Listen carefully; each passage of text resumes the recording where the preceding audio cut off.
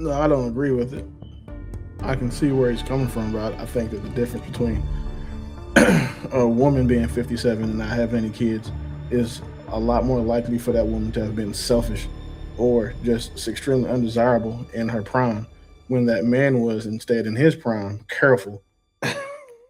Y'all said a lot. What I think what killed modern dating is the ease of men getting passports because they now realize that they're not just stuck to locally. So the same phenomenon that women experience with the advent of the internet, where women can be a LA 5 but a South Dallas 12. Men are seeing something similar to that by being able to um widen their reach by traveling and going around different worlds and seeing different parts and what different women have to offer. The same way that women have been able to see what different types of men have been able to offer, given the fact that they have the broadcast ability to make an Instagram account, post their ass, and then get pictures and comments and love and lust from niggas all over the country.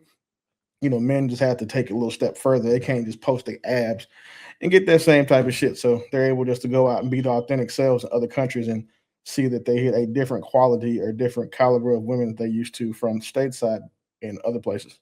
Are people asking for too much in dating today?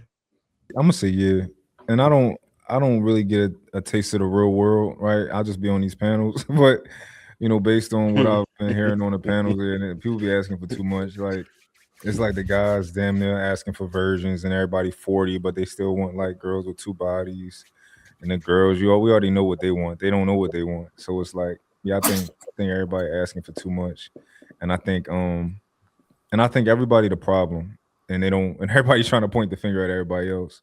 I was on I was watching a show the other day, and it was a guy. He was almost 60. He was 57, had no kids, and wasn't with a woman. But he was kind of like just criticizing women and just saying like why he not 57 no kids. I'm like, no, you the problem. You ain't gonna tell me that it's 57 years and you haven't found a good woman that was competent enough to have a kid with. I'm not trying to hear none of that.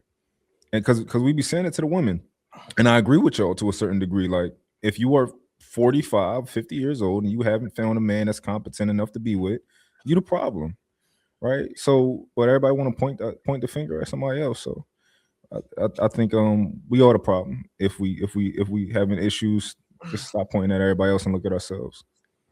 Okay. I think you Agree. introduced something. Go ahead, Keish. I was going to say I also agree with that. When you said people are asking for too much, but I also think people are doing too much. So at times we're giving, male or female, we're giving too much more than what we plan to give in the future. So, and in the beginning, men may be giving all the flowers and all those things that women like, and on the reverse side of that, men could be or the women could be own clothes, or some stuff that women do, the women things. So I think that not only are we asking for too much, but I think that we are investing emotionally too early, especially from a woman's standpoint, with especially with people who haven't even earned that level of access. And then you got to question what level of access, when do you access it? That's a whole nother conversation. So I think we all just doing, like Mark said, everybody doing too much, asking for too much, don't know what to ask for, have no idea because, so. And I land, is that what y'all say? I land. Okay. Yeah, I I'm think here. Mont said something really interesting, and I do want to kind of speak on it for a second. He said that older men who are still single are basically walking red flags as well. It's not just the women. How you guys feel about that? Let's just stay on that for a second. Do y'all agree with mine? Disagree? No, I don't agree with it.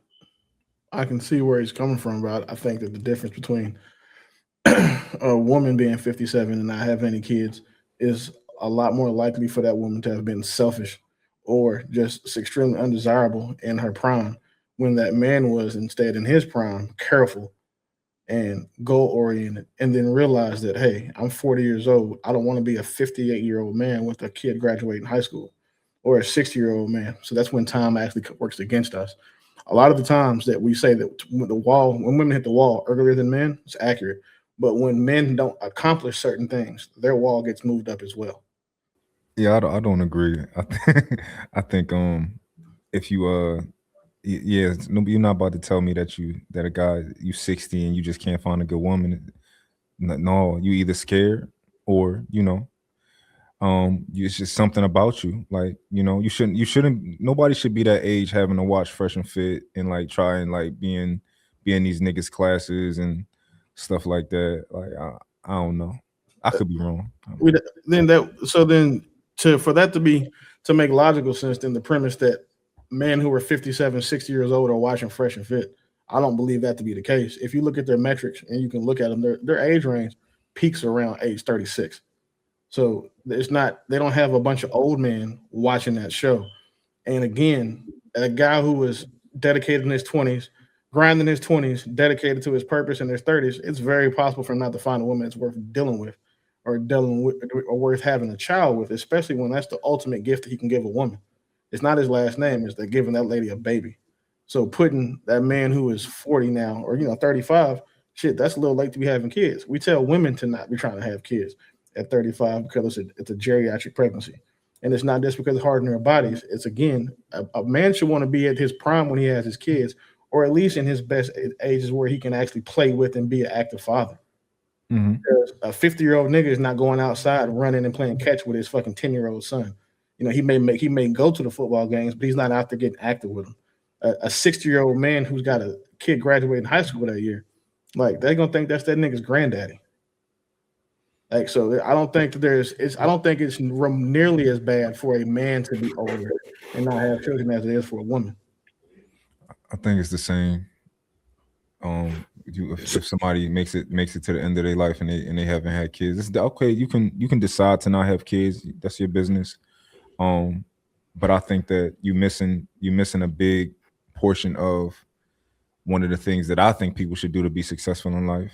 I don't think that we should just hoard our money and hoard our resources. Like, if a part of living is having kids and reproducing, to me, in my opinion. So, Mark, real quick, I got a question for you. To be fruitful, the whole purpose. What happened? To be fruitful. Yeah, I think it's just a part of life. We human beings,